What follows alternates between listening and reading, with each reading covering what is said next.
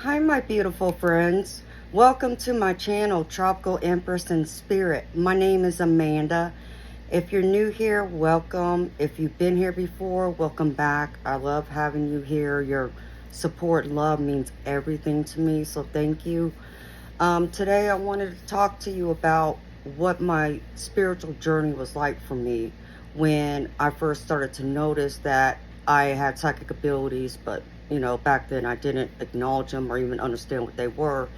To kind of, talk about what those feelings were like and, how I reached a point of, going from seeing things and knowing things to ignoring that and into the present, where now I'm, willing and open and I go through and I'm, more accepting of it and not in denial of it anymore. So I just wanted to talk to you guys a little bit about that today.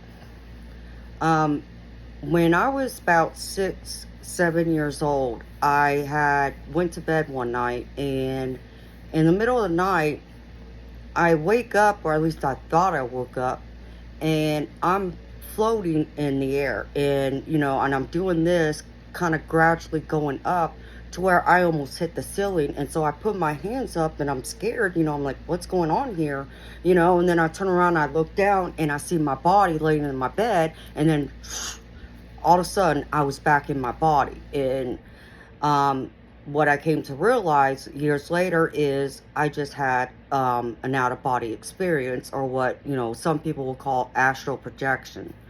And, that night, when I had that and when I went back in my body, I woke up, and I'm out of breath and, because it just scared the life out of me. And, and I didn't understand what was going on. So being, 6, 7 years old, you're a kid, you don't understand. So I wouldn't, talk to anybody about it. I never told anyone, not even my parents. I just felt like all they would probably say to me is, oh, you just had a bad dream, and something along that lines. But, I felt there was something more to it, but I didn't understand. And I was not ready to open up about it or be comfortable enough to talk to my parents about it. So, and then sometime after that, I started to notice that I was seeing light balls, which, I come to know now people call spirit orbs. And I would see white or gold. And it would mostly be out of the corner of my eye, whether it was the left side or the right side. And I would just see something appear, a light bulb, real quick, and I would catch it. And then I would look up and then it was gone. So it disappeared just as quickly as it appeared. And this was like a constant thing that would happen. And then I also noticed that I would know things that there was like no way I could possibly know.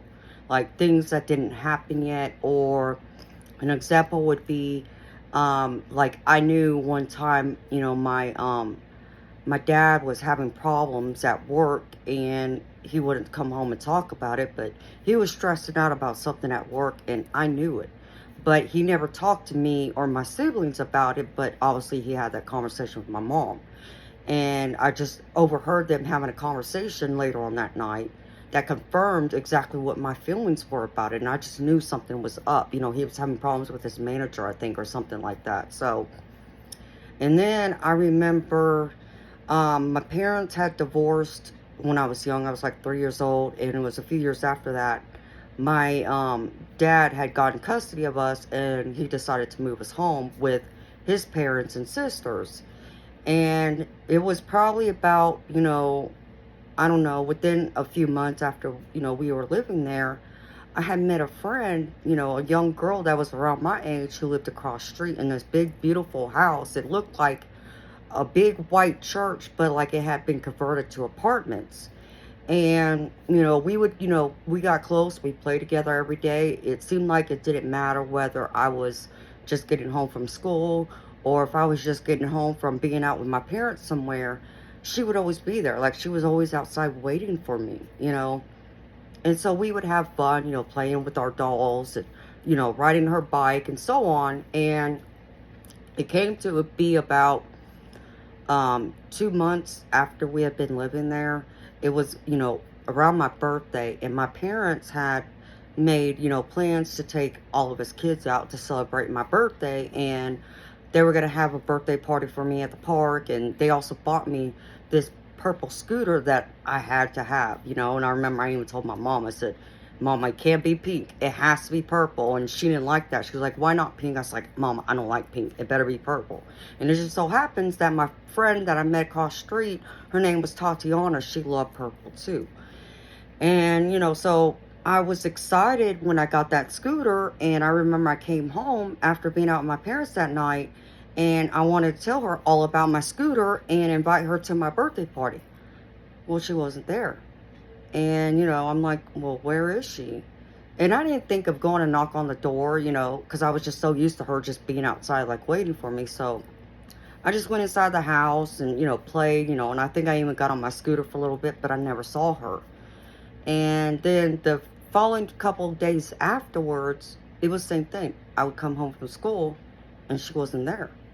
And so I remember by the third day, I had walked inside the house and my grandpa was in the kitchen, like cutting up some kind of meat for dinner. And he looked at me, he was like, well, what's with the sad face? And, you know, so I told him, I said, well, Grandpa, I said, my friend Tatiana, you know, I haven't seen her in a few days. And, you know, I wanted to invite her to my birthday party and show her my scooter, but I haven't seen her. And, you know, my grandpa was like, well, Amanda, maybe, you know, she's not feeling well, or, you know, maybe she's busy with her parents, but, you know, maybe she's just not feeling good, you know. And I just sat there, I'm like, you know what, Grandpa, you're right, you know, she must be sick. So, you know, he's like, well, we can, you know, put something together and take it over there to let her know you're thinking of her and missing her. And I thought that was a great idea. And I'm like, okay, Grandpa, I'm gonna go run to my bedroom and get my doll. And there's this one particular doll that she loved, so, and I was gonna take it over there to her to have and keep her company, you know, while she was under the weather. So, well, I went and grabbed the doll, and then I told my grandpa, I said, you know, I'm going to walk over there and knock on the door and, you know, ask if I could see her for a minute or at least give her the doll. And he's like, okay, I'm going to go and I'll fix something and, you know, we can go back later and check on her. I said, okay. So I walk across the street, knock on her door, and a man answers the door, and he's like, what do you want? And I was like, is Tatiana home? You know, and I'm scared, you know. He was like, no, she's dead, and slammed the door in my face. And I'm like, and I'm in tears, you know. I busted out in tears, and I ran back home across the street.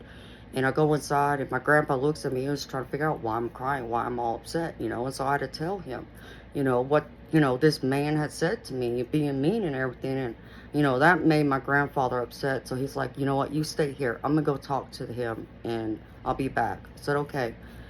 So I sat in the house, and I waited. My grandpa went across the street, and he came back about 5-10 minutes later, and he grabbed my hand and took me into the living room and sat down and put me in his lap. And he's like, Amanda, your friend's like in heaven, and she's your guardian angel now. And I'm just like, Grandpa, what do you mean? He was like, Amanda, she's your guardian angel now.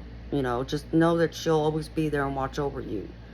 And I'm just like, what? You know, I'm not going to see her again? I didn't understand, you know.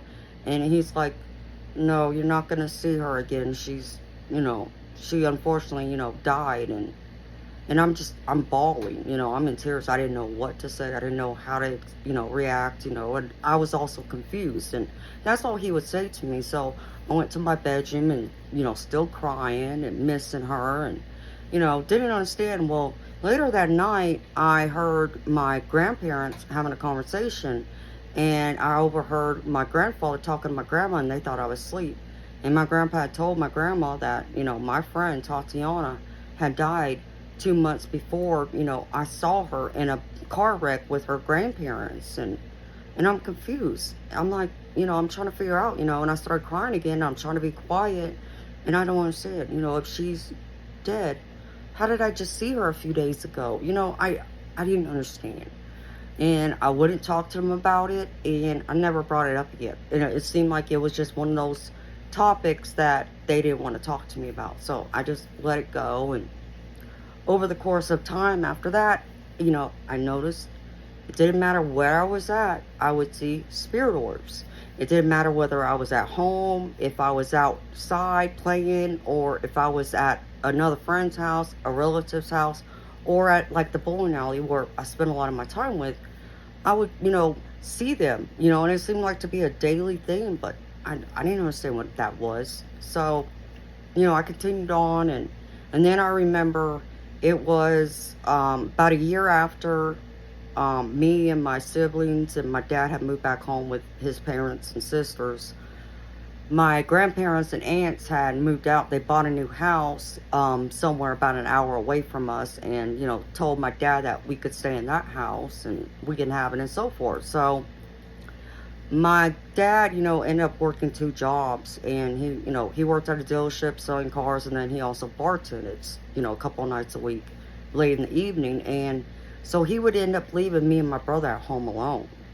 And my brother would have to be like my babysitter, which he hated because he has this little, baby sister following him everywhere and having to deal with, being an adult trying to supervise me, only being 3 years older than me. He wanted to be out with his friends and, didn't want nothing to do with his little sister. So, well, there was one afternoon I remember we had just gotten home from school, and we had, gotten together with some of the school kids, since my dad wasn't there, he was at work.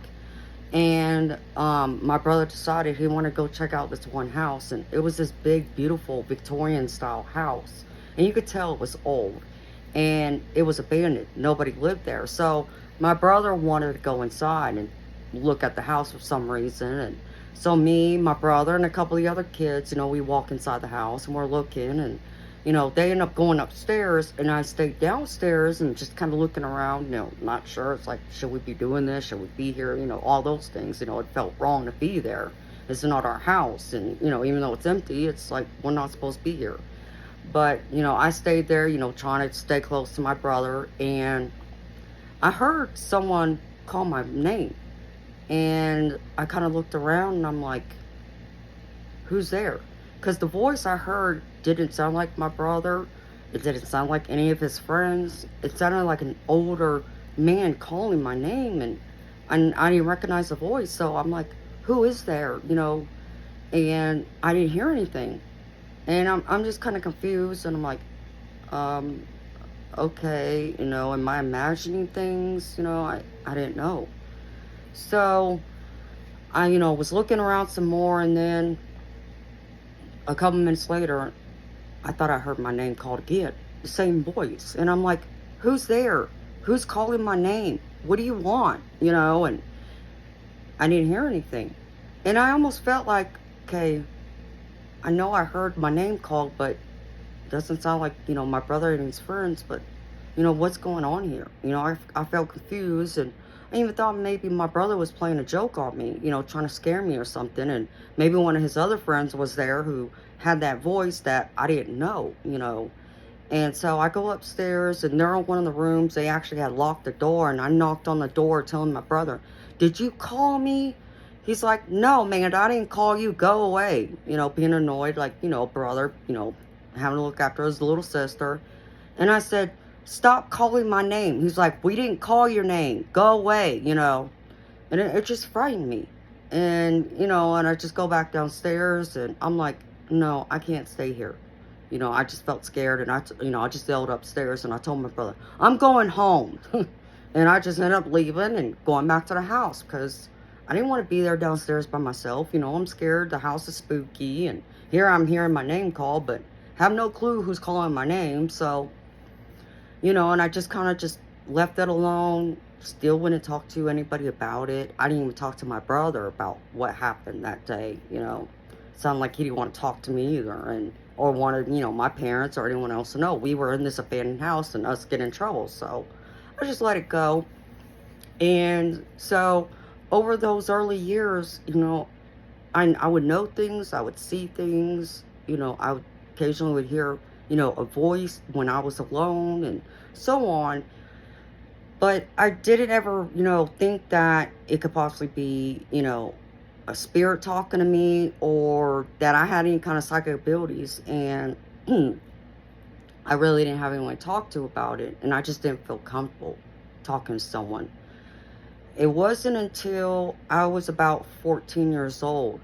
My maternal grandmother came to stay with us because my mother had just been diagnosed with emphysema. So, she was really sick and we didn't know. And we were in the living room one day just talking. The TV was on. And as we're over there talking, I see a bright white spirit orb appear on this side of me, and then it shoots across the room, and I'm just like, what the hell? And I say it out loud, not realizing I said it out loud. And of course, my grandma heard me, and she's like, what? What's wrong? What is it? And I'm just like, yeah, Grams. I just saw a white ball like appear, and it went across the room. I didn't know what to say to her, and I wasn't even sure if I wanted to say anything, but I knew at the same time, because I said that out loud, that she knew something was wrong or something was up. I couldn't just like lie to her. I'm not a good liar, so I always tell the truth. But for me, it just, it was just uncomfortable. I wasn't ready to have that conversation or talk about, what I was seeing, and forgetting that she was there, who would hear or know that. So my grandma turned around and she looked at me. She's like, oh yeah, that's just, angels passing through. I see them too. And I'm just like, I'm in shock, and then she goes on to tell me, she's like, yeah, psychics runs in our family. There's, several relatives who are psychic, and I'm psychic, and you're also psychic, and you get that from me. And then she told me, she's like, don't ignore what you're seeing. Do not, ignore what, feelings you get or things you might hear or so forth. She's like, you need to pay attention and listen to it. And I'm just kind of looking at her. I'm like, yeah, okay, Grams, And I quickly got up, and I'm just like, okay, Grams is crazy. My grandma is crazy. She's done lost her marbles here, And I didn't want to believe it, and I didn't want to acknowledge it, and, really, take to heart what she was saying to me that day, So I went on and ignored it, and then it would be a year later, I would have a profound experience that would change my whole mindset about, everything, and what I saw and what I've been experiencing. And that day with my grandmother, that conversation.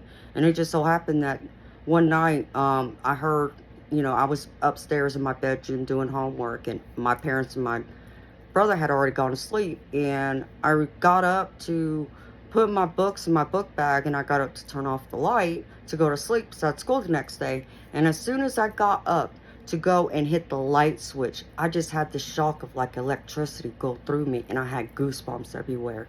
And it just stopped me dead in my tracks. And it's like, don't go to sleep. Your mom's going to be rushed to the hospital in a few hours before dawn, And I'm just like, what? Wait a minute here. I'm like, how can this be? And I'm sitting and I'm having this conversation with myself. I'm like, wait a minute. I just saw her an hour ago and she was fine, And then I'm trying to figure out, where did that come from? What, who are you? Like, I didn't understand, and it even scared me. But, I sat there and I remember that conversation with my grandmother a year earlier. And I was just like, okay, Amanda, maybe, you should listen to what your grandmother told you. And, you don't want, to regret, if this were to happen, to not be there. So maybe it's best you listen to it. So I said, okay, just in case, I'd rather be safe than sorry. And I decided I was going to attempt to stay up until, that were to happen, if it were to happen. And, even with my best intention, I ended up falling asleep. I must have been really tired. And when I woke up, I panicked. I jumped up out of the bed, and I ran across the hallway to my brother's room. He wasn't there. Then I run downstairs to the living room. My stepdad wasn't there. And then I run downstairs the next stairs where my parents' bedroom was, where my mom slept, and she wasn't there either. And I'm just like, oh my gosh, no, this can't be real. How can this be? And I'm like, no. What I was told, no. And I was arguing with myself again, about this, and the warning I got and everything else. And I couldn't pick up the phone and call them because cell phones didn't exist back then. And I didn't even think of picking up a landline. It's like, well, who was I going to call? Like, the only possibility could be at the hospital, but it never occurred to me to call the hospital, So I just went to the living room and I sat down and I said, okay, I decided to wait to see, wait for my family to come home. And it must have been about an hour or two later, my stepdad and my brother walked through the door, and I'm looking at them. I'm like, where's mama? And my, stepdad looks at me. He was like, we had to rush your mama to the hospital because she couldn't breathe and she almost died. And I'm like, And it just hit me like a ton of bricks. I was like, oh my gosh, like how? Like, how is it that I knew hours before this was going to happen? And here it is, it happened. And I just had to sit with it for a while and think about everything I experienced since I was a little girl, in that conversation I had with my grandmother. And I finally said, okay, Grams, you're not crazy after all. I understand now. I believe you. Okay, I understand that I have some kind of gift here, and there's more to it than, like what you were trying to, tell me and explain to me. So that was just profound. And I wouldn't talk to my grandma about it anymore, though, and I just kind of said, okay, um, whatever this is,